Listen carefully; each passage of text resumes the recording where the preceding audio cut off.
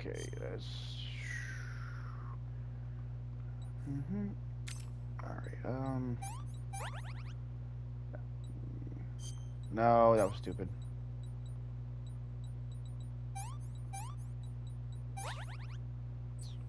Alright.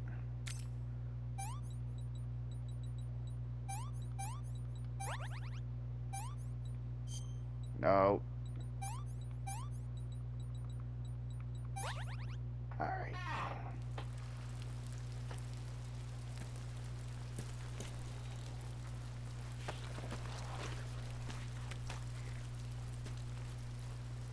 Can you walk? Yeah, I think so.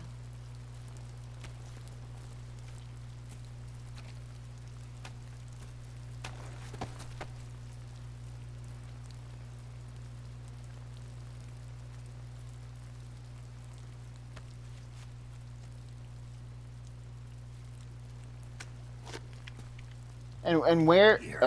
Oh, you were that. It's different from the Mauser.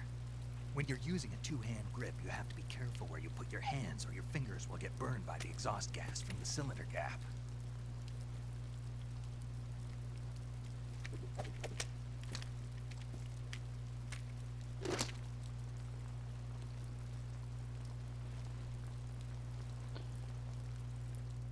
I didn't know he gave her a... I didn't know he gave that to her.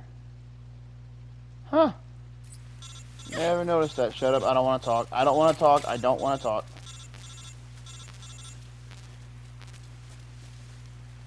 Alright.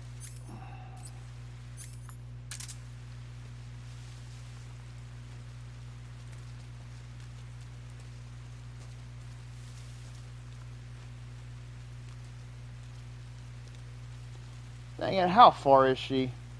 Alright.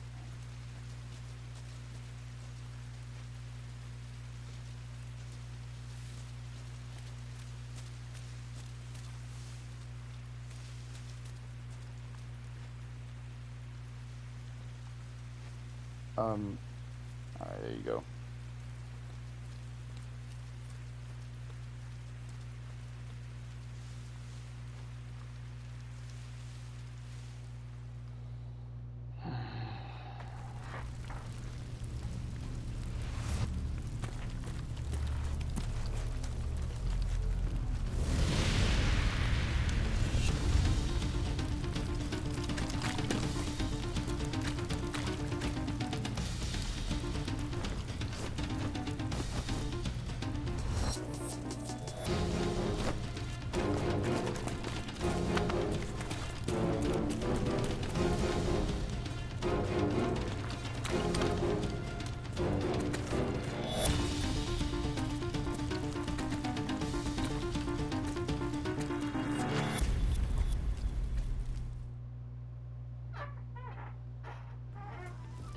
Okay.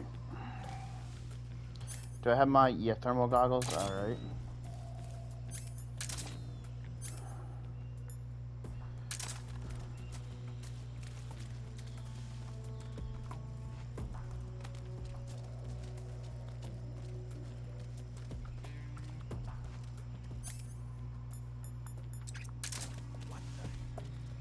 Oh, they're coming from that way. Crap.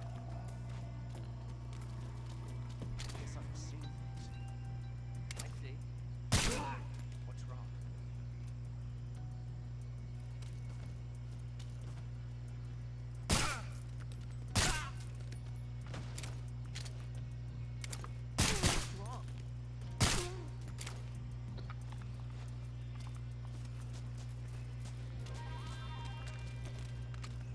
Whew.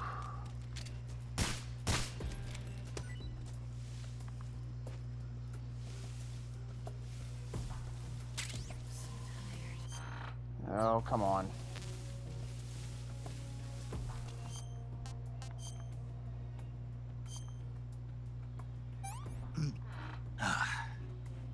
Pretty tasty.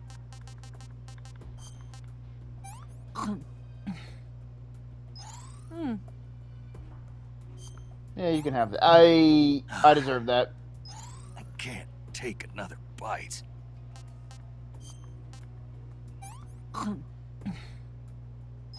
This tastes like crap.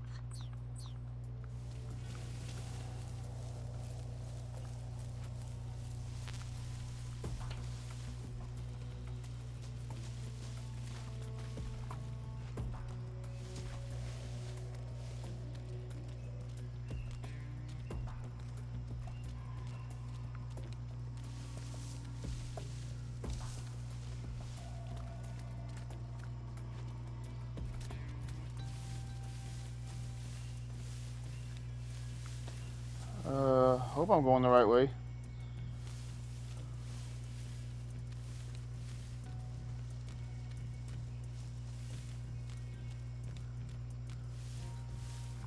That's a good question. Nope, I am not.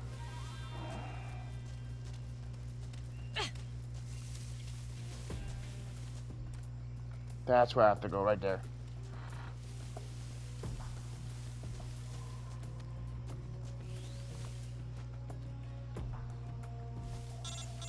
Yeah, shut up. I know she's coming. She's coming.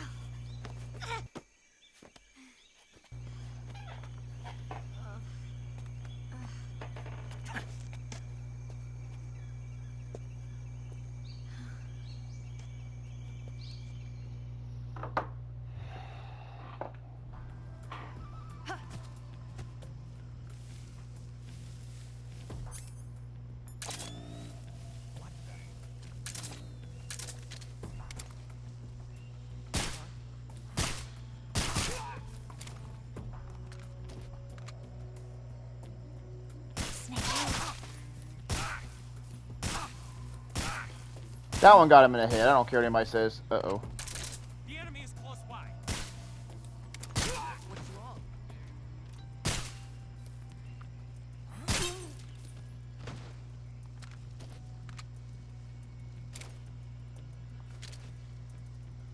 I know you're right there, dude.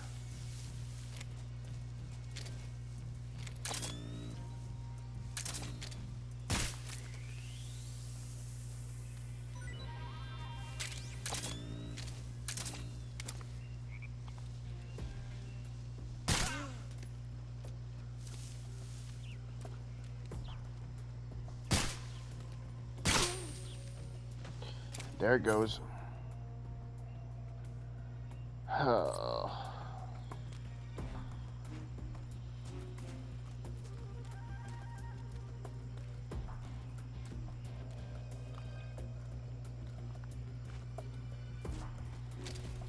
Nope.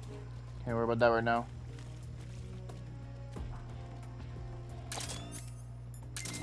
No.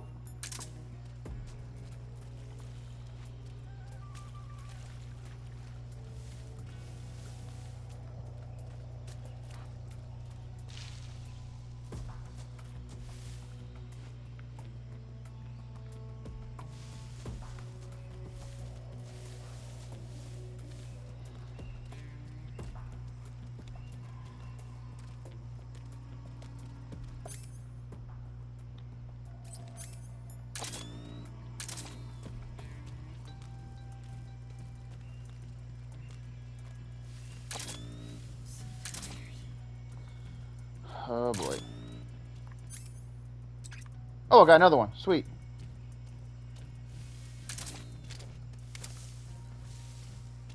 I'm so hungry. What's wrong?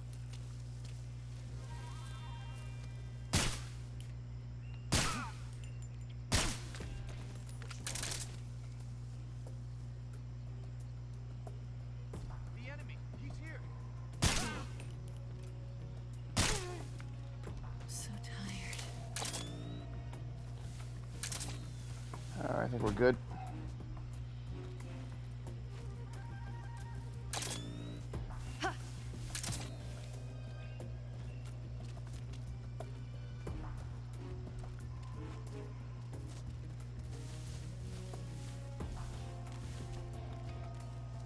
You know, this part wasn't that hard on here. It actually wasn't.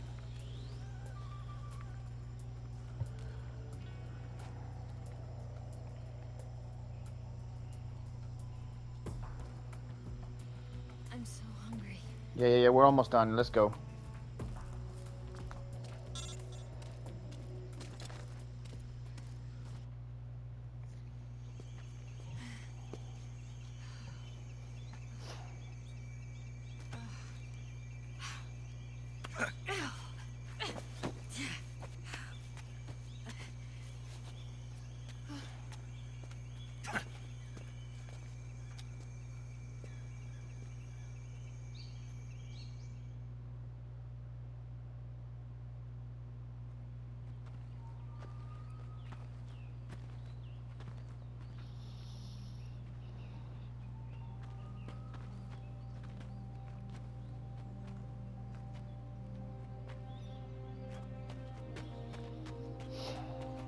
Come on, Snake.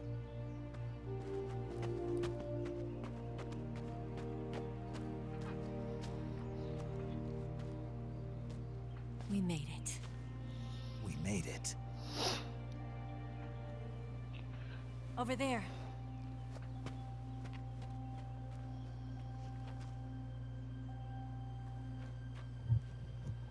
It's the boss, isn't it? I'll go get the wig ready to take off. Right. I'll leave you two alone. But come back in one piece, okay?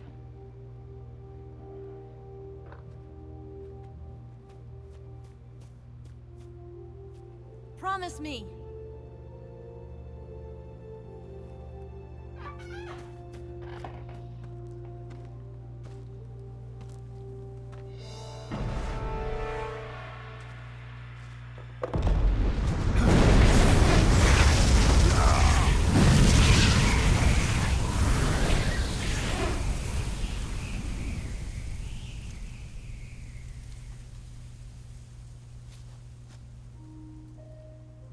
Life's end. Isn't it beautiful? It's almost tragic. When life ends, it gives off a final lingering aroma. Light is but a farewell gift from the darkness to those on their way to die. That sounds I've so been dark. waiting, Snake, for a long time. Waiting for your birth, your growth, and the finality of today. Boss. Why are you doing this? Why? To make the world one again. The world used to be whole. But with the end of the Second World War, the philosophers began to fight amongst themselves, and the world was torn apart.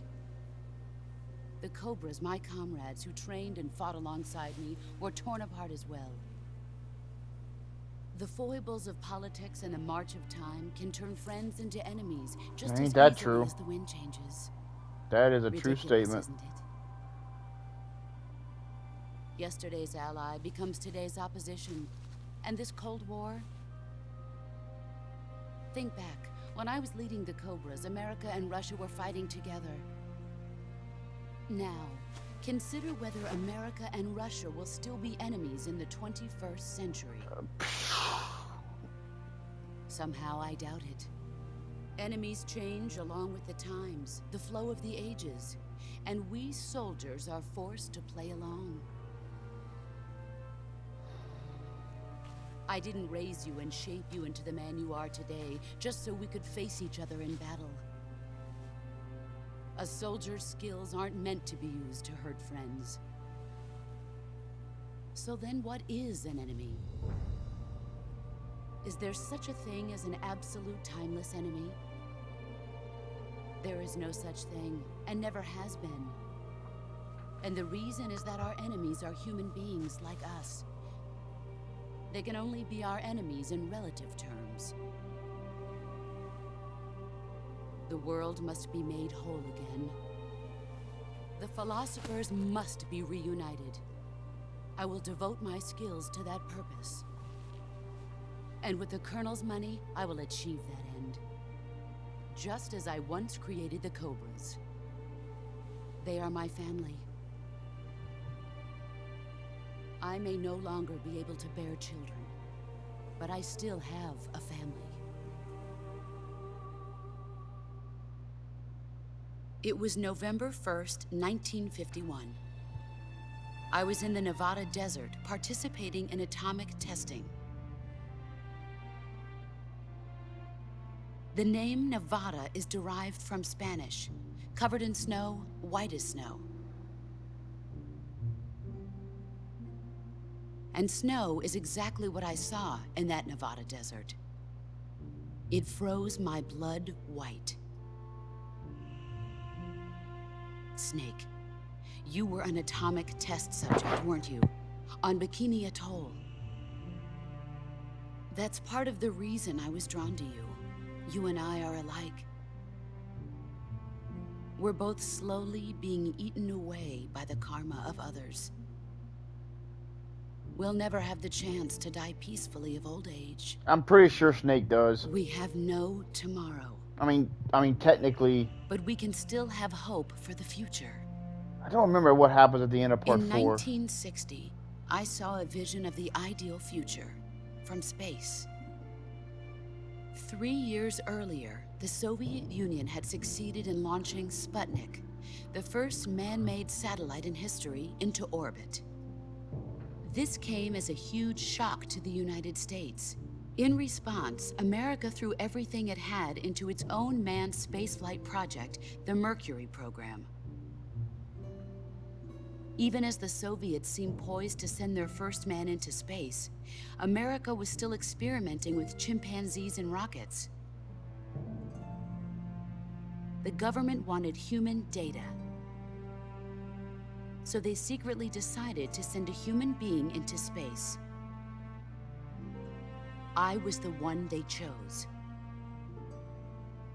At the time, they didn't have the technology to block out cosmic rays, and whoever they sent up would inevitably be exposed to heavy radiation. That's why they chose me. After all, I'd already been irradiated once. Of course, you won't find any of this in the history books. I could see the planet as it appeared from space. That's when it finally hit me. Space exploration is nothing but another game in the power struggle between the US and the USSR. Politics, economics, the arms race, they're all just arenas for meaningless competition. I'm sure you can see that, but the Earth itself has no boundaries. No East, no West, no Cold War. And the irony of it is, the United States and the Soviet Union are spending billions on their space programs and the missile race, only to arrive at the same conclusion. In the 21st century, everyone will be able to see that we are all just inhabitants of a little celestial body called Earth. A world without communism or capitalism, that is the world I wanted to see. But reality continued to betray me. In 1961, I was sent to Cuba, to Bahia de Cochinos. It was part of a CIA-sponsored invasion under the guise of taking Cuban exiles back to their country. But the US government betrayed them. Our weak-kneed president held back their air support. Defenseless, the exiles were annihilated by the Cuban army. All I could do was watch in silence. I was set up by the very country I'd sacrificed so much for, by the very government I dedicated my life to defending. I was driven from the surface world, and I went underground. Then, 2 years ago, I faced the Sorrow, my old comrade in battle. He was my friend. But one of us had to die. I was left with no choice. The Sorrow gave his life for me. There is no enmity between us. One must live, and one must die. That was the mission. The ones who gave me that mission were the philosophers. Early in the 20th century, the true holders of power in the United States, the Republic of China, and the newly formed Soviet Union gathered together in a secret meeting that would later be known as the Wise Men's Committee. The secret pact they formed there marked the beginning of the philosophers. But the last of the original members died in the 1930s. After that, the organization began to run out of control, and the Wise Men's Committee degenerated into a mere shell of its former self. The philosophers of today have no sense of good or evil. Their influence extends to countries and organizations involved in every aspect of every war. They have become war itself. That's how they operate. The sacrifices of war cause a shift in the times. This shift leads to renewed conflict, and in turn triggers the next war. Like a nuclear chain reaction, each conflict sparks countless others, forming an endless spiral that will continue on for eternity. Do you understand what I'm saying, Snake? Honestly, no. By consuming me and you, the philosophers intend to keep that cycle going forever. It was my father who explained all of this to me. He was one of them. You see, I am the last remaining child of the philosophers. But after he revealed the truth, my father was killed by that same shapeless, formless organization. And my father isn't the only thing the philosophers have taken from me. In June of 1944, the Cobras and I took part in the landing at Normandy. We'd been given a top-secret mission to locate and destroy enemy V-2 rocket installations. I was pregnant at the time. Say what? The sorrow was the father. I gave birth on the field of battle. Ocelot, that's A true. beautiful baby boy. I think. But my child was snatched away from me by the philosophers.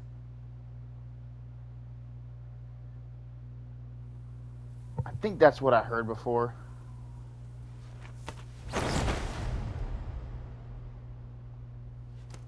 Look at this scar. This is proof that I was once a mother. I gave up my body and my child for my country. There is nothing left inside me now. Dang. Nothing at all. No hatred, not even regret.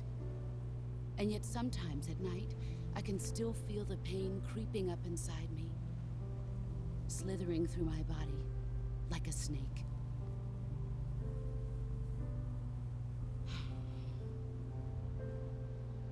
I've never talked this much about myself before.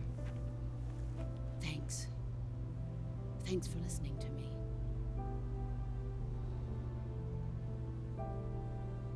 I feel content. Snake, commence the operation. I raised you. I loved you. I've given you weapons, taught you techniques, endowed you with knowledge. There is nothing more for me to give you. All that's left for you to take is my life. Cool, By let's your do own it. hand. One must die, and one must live. No victory, no defeat. The survivor will carry on the fight. It is our destiny.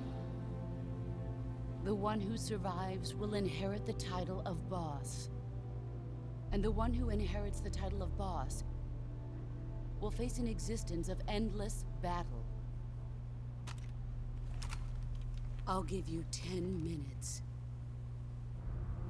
In 10 minutes, MiGs will come and bomb the hell out of this place. If you can beat me in less than 10 minutes, you'll be able to escape in time. Let's make this the greatest 10 minutes of our lives, Jack. Boss. You're a soldier. Finish your mission. Prove your loyalty. Face me. I come. Okay. Yeah.